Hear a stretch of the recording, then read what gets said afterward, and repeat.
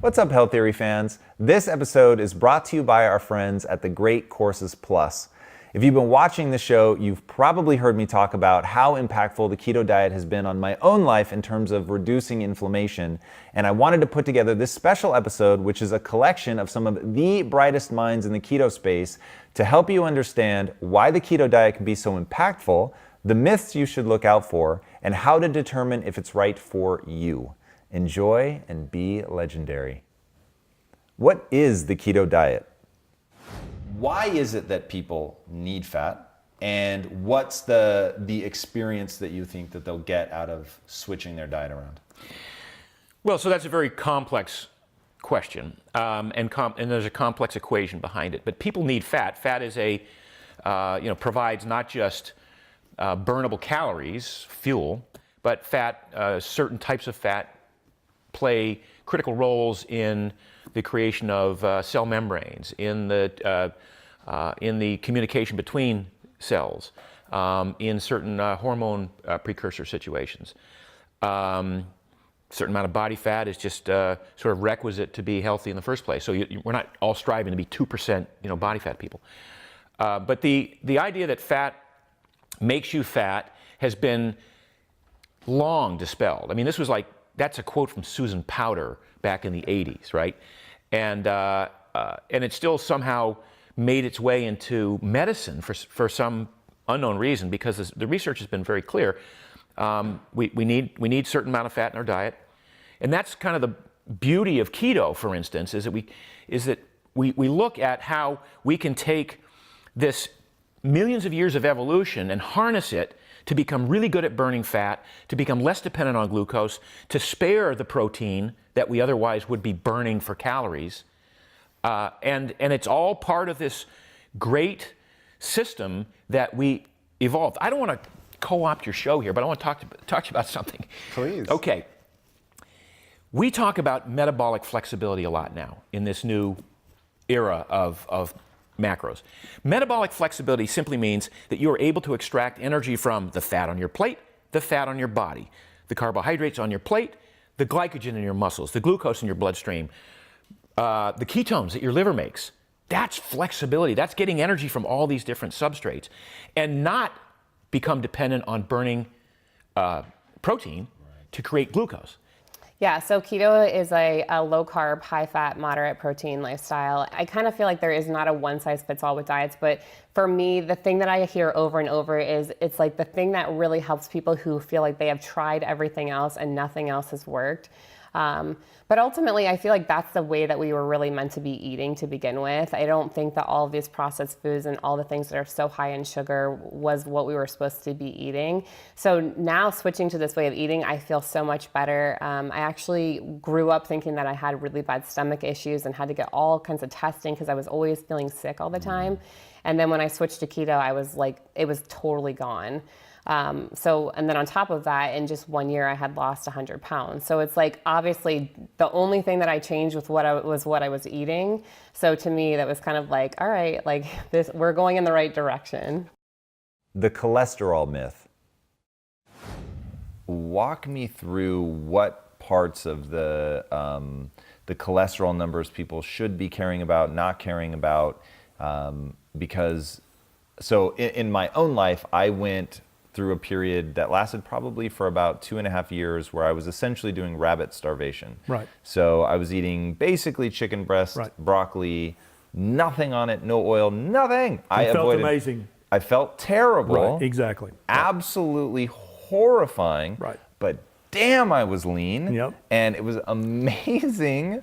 But yeah, I had joint pain, just was like in pure insanity. Yeah. And then because I heard that Ketogenics possibly had some cancer prevention stuff, I tried it, and it was like taking a drug. It was so anti-inflammatory on my joints that I was like, well, I'm never going back to rabbit starvation. That was crazy. Right. But my cholesterol levels were so low when I was doing the rabbit starvation, and I thought that was a good thing, that I was super amped. I felt bulletproof, thought I was going to live forever. Then when I started doing Ketogenics, my numbers went significantly up, and my doctor was like, we have to get you on Lipitor, and I was like, you must be joking. I've got two guns, Tom. I've got a 12 gauge shotgun and I've got a BB gun. You're going to get shot with one of them. Which one do you pick? I'll take the BB gun if I may. That's it, and that makes good sense. And so my contention is that an elevated A1C, an elevated C-peptide, which tells me your blood sugar and serum insulin levels are always high, a very low HDL and a very high triglyceride level, those four tests, that's the shotgun. If your LDL is 250, 300, that might be a BB gun, but even the research on levels that high is completely inconclusive. If your doctor says, oh, you have a high total cholesterol, you need to be on Lipitor, you need to find a new doctor because he's at least 10 years behind in his reading, okay? Now, if he talks about LDL, then he's at least current, but still, when you look at the research in its totality, it's not a risk factor. It might be a BB gun, but it's not the shotgun that high blood sugar, high insulin, low HDL and high triglycerides are. That's the shotgun that's going to kill you. So every cell membrane in your body has to have cholesterol to function properly. And so when we tell everybody you got to eat less cholesterol, and I'm going to put you on this pill to lower your cholesterol even lower, and I want you to eat lots of whole grains, and I want you to use canola oil because if you use bacon grease, that's going to give you a heart attack, right? And so when you're using basically what amounts to artificial fat instead of real fat, you're building inferior cell membranes. And so every cell in your body is at increased risk of something bad. And in the skin, that could wind up being eczema, it could wind up being psoriasis, it could wind up being one of the skin cancers. What to eat on a keto diet? I wrote 2 books that are sort of diet focused. One of them is Headstrong, but the big diet book is the Bulletproof Diet. And here's the gist of it. It is cyclical ketosis. If you do the keto bro diet, as I'm going to call it, right, which is you never eat a carb again, I don't think that's going to work for you. If you eat lots of carbs, that's not going to work for you. So you should absolutely do keto, and then you should stop, then you should do keto, and then you should stop. And this is for your gut bacteria, and this is for the glial cells in your brain that prefer glucose to ketones, right? And so I feel like if you go to I'm going to be, like I used to be a raw vegan, that's not going to end well for you, I'll just tell you. Really? You didn't enjoy the experience? Well, I mean, I felt great for the first 2-3 months, like most people do, because you're eating a lot less of the other crap, but it's what happens over time, even if you're pretty knowledgeable. Very few people, in fact, none of the anti-aging people I know support that kind of thing because they see it in patients. The CrossFit coaches, like, yeah, I can spot a vegan or raw vegan. I ask them to hold on to a bar and they drop off after 5 seconds, and people who eat French fries can hold on for 15 seconds, and people who eat grass-fed steak and do keto and are doing things right, they hold on for 30 seconds. It's quantifiable, right? So this isn't a rip on vegans. I was a vegan for a long time. I would eat gravel if it's what was best for me or best for the planet. I'll tell you, eating grass-fed meat that restores soils is best for you and best for the planet, but not too much. And that plus a huge plate of vegetables with lots of undamaged quality fats following the ratio in your cells. Your cells are 45% saturated fat, your cell membranes, especially in the brain, it's a little bit higher. They're in the brain about 35% monounsaturated fat. And then the rest of it is all about the ratio of omega-3 to omega-6. And there you want more omega-3 and less omega-6. So tons of veggies, moderate amount of high-quality grass-fed protein, tons of fat. The first step would be to just give the brain an alternative form of energy and reduce glucose and insulin spikes as much as possible, because that can contribute to insulin resistance. Cut out sugar as much as possible, or processed carbohydrates. If they're eating 200-300 grams a day, you want to bring that down to under 100 grams a day of lower glycemic carbohydrates, essentially vegetables, and go from there. But if you abruptly take out glucose from the diet of someone who's drinking lots of sugary drinks and things like that, that may initially cause even a greater deficit in cognitive function, because your brain is being fueled off glucose, and may take a while to induce the adaptations associated with transporting the ketones, utilizing the ketones, and switching your brain to an alternative form of energy. Quantity will kind of trump quality to some extent. So if you are running a calorie deficit of a high carbohydrate diet that has processed foods, that calorie deficit will produce a lot of beneficial things, for a lot of that people are looking for, like weight loss, insulin sensitivity, even a lowering of inflammation could be achieved simply by calorie restriction. And this is, there's different, areas of thoughts on this, but I'm of the opinion that nutritional ketosis, but not even necessarily that, just low carbohydrate diets allow one to have the discipline necessary to implement a dietary strategy that allows for you to induce and sustain a calorie deficit, for one thing. And even if you're not at a calorie deficit, simply by not spiking glucose or spiking insulin and by elevating beta hydroxybutyrate, that comes with a whole host of other advantages. So including the anti-inflammatory effects, including perhaps the autoimmune effects, perhaps the gut microbiome, if the ketogenic diet is well formulated with soluble, probably most importantly, insoluble fiber that can help restore gut health over time. The foods that are part of the ketogenic diet, some people will argue, against GMOs or against, grass-fed beef versus corn-fed beef. And if you look at the lipid composition of fatty meats that are from animals that were grass-fed, there's a significant, difference in, for example, pro-inflammatory fats or much less in grass-fed meat. So I do think that if you can budget it in to go with foods, ketogenic strategy, it's going to be, you want to get fatty fish, meat, and poultry to go with grass-fed relative to maybe industrial farming practices. In your book, you do a great job of not spending a lot of time demonizing anything, but instead really being quite prescriptive about, okay, if you want to upgrade yourself, which is like the big tag in your website, which I absolutely love. So if somebody wants to upgrade themselves, knowing that every word that's about to come out of your mouth comes with compassion and knowing that there's a lot of individual variability and you get all of that, but like in a nutshell, for somebody that wants to upgrade themselves, what should they eat and not eat? Yeah.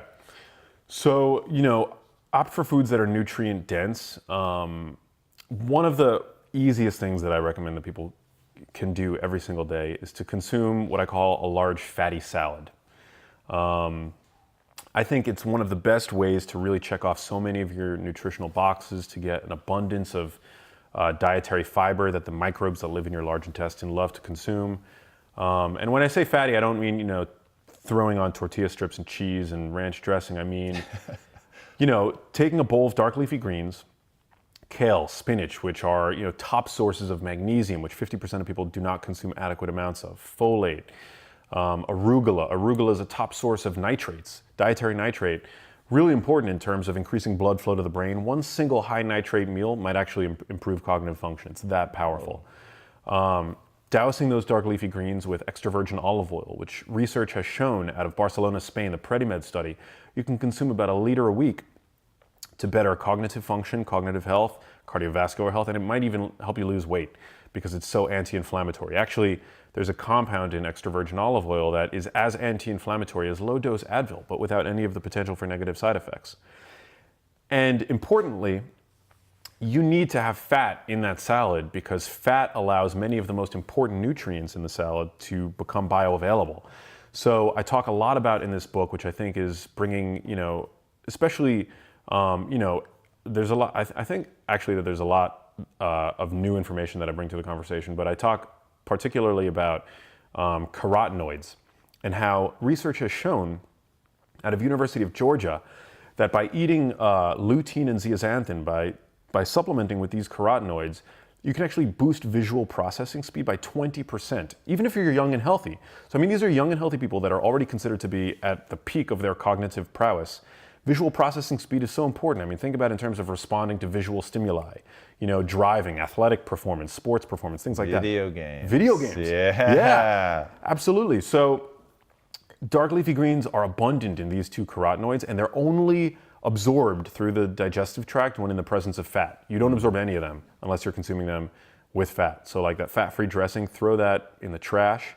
Extra virgin olive oil, is super key. And then, I try to eat a low-carb diet. I try to avoid dense sources of carbohydrate with the exception of occasionally eating them in the post-workout window. if you're going to eat carbs throughout the day, you really want to concentrate them into one meal.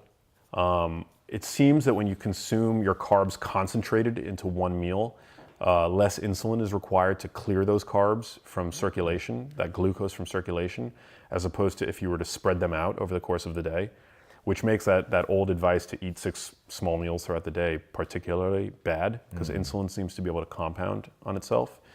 So rather than eating, 30 grams of carbs at lunch, 30 grams of carbs at dinner, 30 grams of carbs at breakfast, concentrate them into one meal, and there's less of an insulin AUC, so less insulin being stimulated to clear that glucose, which is important because, as we talked about earlier, glucose is very damaging when it's in the blood. It glycates those proteins. How to figure out if the keto diet is right for you. Let me ask you secret of secret questions. Okay, gotcha. Do you think, though, that everybody should try keto? Try. 100%. I think so. Why? Because I feel like for most people, if they can experience the mental clarity, the improvement in cognitive function, just that alone will change people's lives. And so for me, I think, yes, there could be a weight loss and a fat loss component of it. But for me, the biggest thing with keto is shifting from running off glucose to running off ketones, just for your brain. Like, nutrition for your brain is probably the most remarkable thing. Being able to go from eating 6-7 meals a day to eating once or twice a day and feeling optimal, or going 7 days without food and still functioning as a parent, as running your business, like traveling. I've done that, and it's amazing because I was told that you can't do that, otherwise you'll lose all your muscle mass. But for me, I think it's worth experimenting with, just for how your brain can improve. There's a million ways to lose fat, right? Yeah, for sure. And I think both you and I, so I used to be about 60 pounds heavier. I lost all my fat in rapid starvation, right? It was total misery. I hated every single minute of it. But it worked. I'm not saying it doesn't work. But my thing is, and I find this so interesting about keto, I think you're right. It's an N of 1. Everybody needs to do self-experimentation. You've got to try it, because it's the one dietary thing I would say changed my life completely, from just being in a constant state of inflammation to then, like, that sense of your inflammation drops to essentially zero, your relationship to hunger changes. I agree with you. I think that there is so much individual variability. Everybody has to try it. But keto's the one thing I'll say everybody should try it. Yeah. Whether it works for them or not, I can't say. Yeah, and I feel like, our bodies were designed to do that for a reason. We have this backup system, or whatever you want to call it, known as ketosis, for a reason, right? Like, it's how our species evolved, right? If we didn't have, the ketogenic state, we probably would have died off as a species, right? Because we had to go times without food, right? There's feasts and famine, and it wasn't until like maybe 100 or 200 years ago where we had access to food on demand, pretty much, where we could go to grocery stores, or there was always an abundance of food. And because we've grown up in that, we've kind of like, well, we have to eat 3 square meals a day. That's what we were taught. And it's like, no, you can go a long period of time without food, actually, and still function and thrive, actually. Right now, we have a keto craze going on. From an evolutionary perspective, ketosis would have served us only during starvation. So when people tell me, oh, the way to eat all the time is keto, I go, absolutely not. 1.8 million years have proven that, but if you don't believe it, look at the research being done right now on hunter-gatherer civilizations that are still intact. Now, when I talk about ketosis, I'm not talking about 0.5 millimole, because most of us wake up in the morning with 0.5 millimole of ketones. I'm talking about this absurdity of shooting for 2 and 3 millimoles of ketosis, unless you're battling brain cancer, right?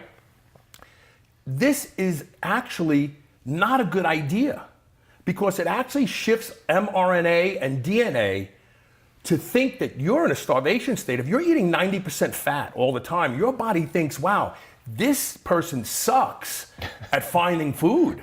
So we need to put this body in DEFCON 4 mode, because this idiot's gonna die.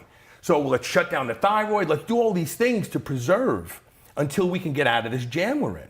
And proof of that is, if 2 people are into keto, husband and wife, and they're both they're posting their keto pictures, oh, I'm 1.2 millimoles, and my wife is 2.6, and she gets pregnant, that baby will be imprinted with obesity genes, Because that baby is being formed under the guise, from an evolutionary perspective, that mom and dad suck at finding food. So we have to make this baby so efficient that it turns everything into fat. And this has been proven. When I look at these things, I look at them from evolution. I say, okay, where would ketosis have really come? Okay, famine. It would have got us through the famine. Because we're metabolically flexible, I look at everything that way first. Why is this important? Why would we be endowed with it? Where did it come from? And then I do my research from there. It's almost like there's two camps of thought around diabetes on one end, which is like metabolically unhealthy end, and then the performance end, which is the athletes, right? It's almost like each group, there's like the high carb, low fat people and the low carb, high fat people on each side. And so there's people who think that you fix diabetes with low carb, high fat, and there's people who think you fix diabetes with high carb, low fat. What I have found is that you can actually get the same drop in glucose and the same drop in weight in two different programs, a keto program versus a high carb, low fat program in the course of a year. I'm seeing the same drops in people with diabetes. So I think both can work. It depends on the individual. I mean, Peter Attia basically has said that 50% of people do not respond to keto. So the question is are they better adapted to a high carb, low fat diet or maybe more of a balanced diet? But I think that we are going to learn that like there are certain times in your life that you might be better suited for a high carb diet. When I was in my 20s, I had such an easy time eating carbs. It was like no problem. Now that I'm in my 30s, it's like my metabolism has shifted, and I have to be really careful with carbs, and I really have to eat them in accordance to how much I exercise. And are you saying that based on the spike in glucose or based on weight gain? Like definitely weight, but it just seems like I'm more likely to put weight on when I eat carbohydrates now. But I also think that, like I was able to drop my blood glucose like a point in a year from hemoglobin A1C, from 5.6 to 4.6 and over the course of a year. And a lot of it was carbohydrate reduction. Most people who have been keto for any length of time will report back, dude, first of all, 3 meals a day, can't even handle it. It's like, I couldn't eat 3 meals a day. It's way too much food. Number two, I probably get by on 30% fewer calories now doing all the same activities than I did before I was keto. What's that about? And what it's about metabolic efficiency. It's about, less thermic effect of food. Sometimes we eat a large meal, more than we should have, and the body raises its temperature just to kind of burn off some of that fuel, right? Because it doesn't want that much fuel at one time. Yes, it tries to stash the glucose into the glycogen reserves in the muscles. If there's not enough room, it goes to the fat cells. Yes, there's some protein, but excess protein goes to the liver. Gluconeogenesis gets converted to sugar. Same issue with that.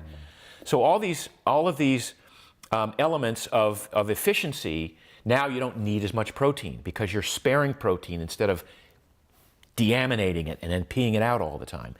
You don't need as much carbohydrate because you've learned how to make ketones from your own stored body fuel. Those ketones really reduce the amount of glucose that you need to make or you need to take in from the outside. There's a statement that many people make in the keto world that there is no requirement in human nutrition for carbohydrate at all. Because the body can make enough glucose through gluconeogenesis and then offset the rest of the requirements with ketones. So the efficiency becomes, again, a very important aspect in reduction of inflammation, because the efficiency also carries with it a reduction in reactive oxygen species from the inefficient burning of fuel to get rid of it. The house cleaning I talked about, where a cell will look at the environment and go, geez, there's not enough substrate around for me to divide right now, so I think I'll stay where I am and I'll do some house cleaning and I'll literally consume some of the damaged proteins within. I'll consume some of the damaged fats. A cell might even say, time for me to give up the ghost. I'm going to die, autophagy. The cell will self-destruct based on the signals that it gets from the environment, and that environment is a dearth, if you will, of nutrients. Now, conversely, if you're eating every couple of hours, you're eating 3 square meals a day, plus snacks in between, plus something before you go to bed, which most people do, the body goes, well, there's so much food around. This is amazing. So my cells, they can divide because there'll be plenty of substrate and food for the two of me when I divide. But as we know from sort of the anti-aging movement, cells have kind of a finite number of divisions. That's what the telomeres are all about, right? And so if you can prolong that time from when one cell decides it's time to divide, and not only prolong the time, but then have that one cell start to do some house cleaning, that's a critical kind of theory behind the anti-aging movement and the anti-aging aspect of keto and of intermittent fasting and of long-term fasting. So there's a lot of, it's like a new era of science that we're embarking on here that kind of has to go back and refigure the science, because the science for the last several decades has kind of been based on body needs sugar, fat's bad, heart attacks are caused by fat and cholesterol. You have to do exercise to burn off all the calories if you want to lose weight. All these things have been shown to be inaccurate now. Thank you guys so much for watching this episode of Health Theory. I hope you guys work with your doctor and give keto a shot, and I hope it's as impactful for you as it was for me. Until next time, my friends, be legendary. Take care. The Great Courses Plus have some of the best lectures and courses from the world's most prestigious universities, and they are all available to you in an instant. With the Great Courses Plus, you can take classes on anything from science and math to topics like photography, cooking, and even optimizing your brain fitness. If you like what you're seeing from us at Health Theory, I highly suggest checking out their course called Practicing Mindfulness, an Introduction to Meditation, or really any of their courses on better living and fitness. They have tons of amazing courses. You really can't go wrong. I can totally vouch for their quality from personal experience. They are awesome. And right now, they've got an amazing free trial for you guys when you go to thegreatcoursesplus.com/health theory. Do not wait. Grab your free trial ASAP. Click on the link in the description below. Check out all of their amazing courses that they have and start your free trial with the Great Courses Plus today. Thank you guys so much for watching and being a part of this community. If you haven't already, be sure to subscribe. You're going to get weekly videos on building a growth mindset, cultivating grit, and unlocking your full potential.